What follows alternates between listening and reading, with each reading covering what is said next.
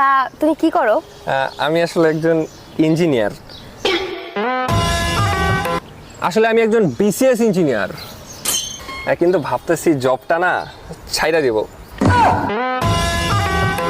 আসলে আমি গুগলে জব পাইছি তো, তাই আর কি গুগলে জব করতে যাব। তোমাদের ফ্ল্যাট আছে? আমাদের আসলে ফ্ল্যাট নাই,